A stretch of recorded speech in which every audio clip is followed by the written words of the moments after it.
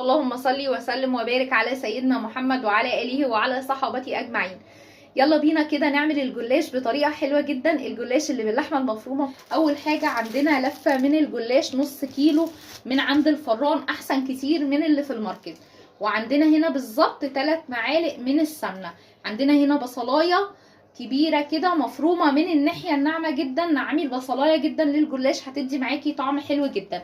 عندي هنا داخل على نص كيلو لحمة مفرومة، مش بالظبط كده، حوالي 4 معالق زيت علشان يا ست الكل الجلاش لما يبرد يبقى خفيف معاكي، حتى لو باتت منك حاجة لتاني يوم. خلينا نقول على بركة الله كده ونحط الزيت ده كده. اول حاجة هنعملها هنحط الزيت على السمنة وندوبهم على النار.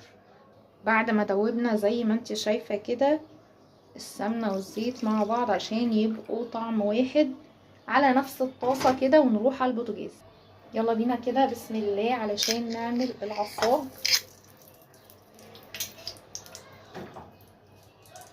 احنا عايزين يا دوبك كده بصلة متكسرة، وقلنا كل ما خليتي البصلاية ناعمة كل ما ادت معاكي طعم احلى للجلاش. البصلايه وهي متنعمه جامد كده مش بتاخد وقت، وخصوصا ان احنا عايزين بس يا دوبك نخليها يعني نصفر بس البصله، فمش بتاخد الاكل من البصل الاحمر. يدي طعم حلو كده للاكل وبيسكر الاكل كده، سواء رقاق او طبعا جلاش او اي حشوات صينيه بطاطس، بيخلي فعلا طعم العصاج احلى كتير. تعالي بقى نشوف البهارات اللي هنحطها. زي ما انت شايفه كده كلها معالق صغيره. معلقه فلفل اسمر، نص معلقه بهار لحمه، وربع قرفه، ونص معلقه ملح. ده علشان القرفه بتدي طعم حلو قوي للعصاج وبتديله ريحه حلوه جدا. نسيبه بقى يستوي كده قيمه يعني حوالي كده 12 دقيقه على نار هاديه خالص. بعد العصاج كده ما مر عليه الوقت خلاص اللي احنا هنسويه فيه، زي ما انت شايفه فيه شويه صوص بسيط، ما تنشفوهمش عشان ده بيدي طعم للرقاق وللجلاش. يعني ما نخليش العصاج كده يبقى ناشف قوي، ما بيبقالوش طعم. زي ما انت شايفه فيه شويه صوص خفيف بيطعموا لنا الصينيه.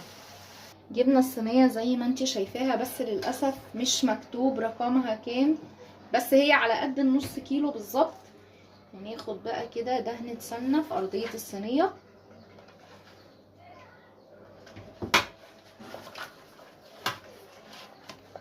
والجوانب وكله. واحنا كده هنبدأ فيه، هنولع الفرن. الجلاش بيحب يخش، أي جلاش سواء حلو سواء حادق بيحب يخش على فرن سخن مسبقا. جبنا بقى لفة الجلاش زي ما انت شايفاها، مش كل ورقة هدهن، كل 3 ورقات. انا هعدهم لك دلوقتي. ادي واحدة اهي، يا رب تكون باينه. ادي واحده، وادي التانية، وادي التالتة. كل 3 ورقات علشان الجلاش يبقى خفيف معاكي ويبقى طعمه حلو جدا، ما يبقاش مليان ادام وسمنه. واحنا لازم نورق، ما ينفعش ما نورقش، مفيش يعني عشان الجلاش يبقى مظبوط. فخليها مش كل ورقه، خليها كل 3 ورقات نورق بالسمنه. خدنا بقى كده الجوانب والاطراف الزياده على الجلاشه نفسها اهي، زي ما انت شايفه تنتها على الجلاشيه نفسها كده. الطبقه التانية تعالي هنا بس كده، مش لازم تروحي بالفرشه وتيجي. الجوانب دي يعني لازم تتاكدي ان هي شربت سمنه شويه زياده. ليه بقى؟ علشان احنا تنينا الزيادات فيها، فما تبقاش هي لوحدها تسويه والباقي تسويه تانية. يعني ما تلاقيش دي كده لونها ابيض علشان هي مش شاربه سمنه كويس. بصوا الطبقه الاولانيه دي خدت حوالي كده زي 10 ورقات بالظبط. تمام. هاجي قبل ما احط اللحمه المفرومه، انا حطيت كده الطبقه اللي هي برضو مكونه من 3 ورقات. هاجي قبل ما احط اللحمه المفرومه، تمام، ورقنا تمام من هنا كده، هروح حاطه السمنه قبليها بورقه واحده. يعني مش هحط السمنه مثلا تحت العصاج، لا هحطها قبليها بورقه واحده. يعني انا حطيت ال3 عادي، وجيت بقى قبل ما احط السمنه رحت حطيت ورقه واحده زي ما انت شايفه كده علشان انزل عليها بالعصاج. بسم الله كده بقى ننزل بالعصاج، ننزل بيه كله كده هنا ونبدأ نوزعه. نزلنا بيه بقى كده في النص، ابدأي بقى وزعيه كده بظهر المعلقة.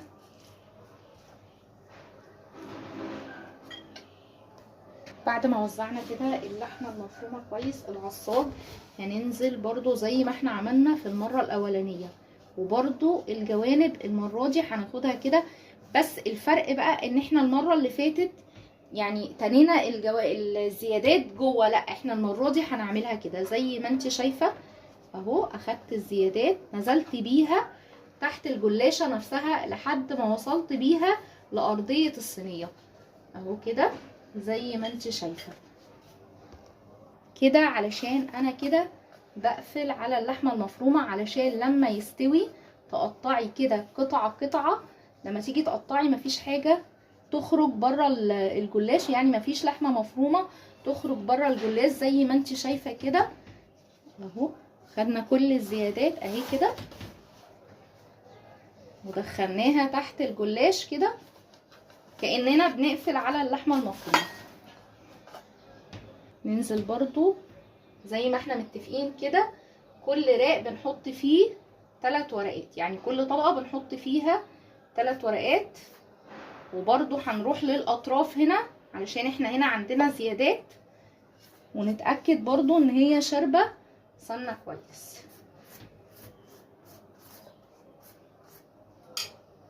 خلاص كده وصلنا للطبقة الاخيرة، دي حتة كده اتقطعت.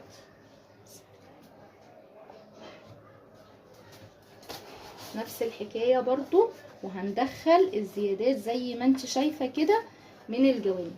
الفرق الاول كنا بنخليها جوه الجلاشية نفسها، لا احنا المرة دي بصي الجلاشية عاملة ازاي كأنها مقفول عليها، شايفة؟ بفردها بقى كده بايدي تمام. قبل ما اقطعها لازم اعمل كده علشان بقفل على الحتة لما يطلع من الفرن تبقى كده الخرطة بخرطتها.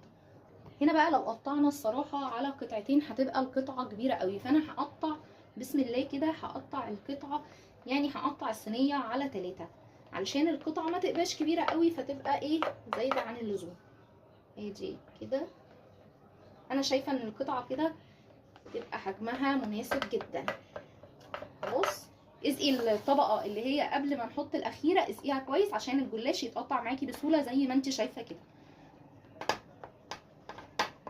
وخلي السكينة توصل لتحت الأرضية الصينية عشان الخرطة تتقطع كويس.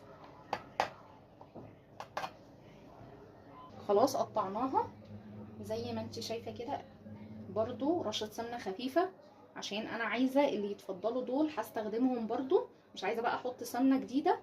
ودخلها لنا كده قيمة 5 دقايق بالظبط في الفرن ونرجع نطلعها تاني. يلا بينا. شايفة كده اللبن قد ايه؟ دي كوبايه القهوه مش مليانه، بلاش كوبايه لبن كبيره على الجلاش علشان الجلاش يبقى باين طعمه كمان ما يبقاش معجن. احنا عايزين حاجه طعمها مظبوط جدا. معلقه بيكنج باودر صغيره هقلبها في قلب اللبن. جبنا بقى شويه السمنه اللي فاضلين مننا، وللامانه حطيت عليهم معلقه من الزيت علشان تخلي الوش كده فرمشته تبقى قويه. نزلنا كده بحبايه واحده من البيض. شايفه قد ايه فلفل اسمر؟ احنا مش عايزين حاجه تبقى باينه فوق الوش، بس لازم نحط طبعا شويه دول عشان البيض. نضربهم بقى ضربه قويه كده، السمنه ومعلقه الزيت دول والبيضايه نضربهم ضربه قويه كده لحد بصي ما يبقى كله كده قوام واحد وشكل واحد، خلاص ما يبقى لهمش اثر الاتنين في بعض. بعد ما ضربناهم كده ضربه قويه انزلي كمان بشويه اللبن. بسم الله، احنا كده عملنا له تشريبه حلوه جدا، وبرده نضربهم كويس في بعض. دلوقتي بقى نطلع الصينيه كده من الفرن بقى لها 5 دقايق بالظبط علشان نديها التشريبه بتاعتها. بسم الله كده هناخد بالكبشه الصغيره زي ما انت شايفه، وروحي على الجوانب علشان الزيادات كده كلها تبقى سوا واحد. قدري كده كل صف بنرش عليه كبشه وشويه صغيرين، يعني لو طلعت معاكي زياده، بس انا اللي انا عاملاهم دول المفروض ان هم على قدهم بالظبط، يعني مش هتبقى حاجه زايده. تمام كده احنا اديناها التشريبه. نرجع بيها بقى للفرن تاني. في الرف الاوسط حاطين الشبكه على الصاجه في نص الفرن بالظبط.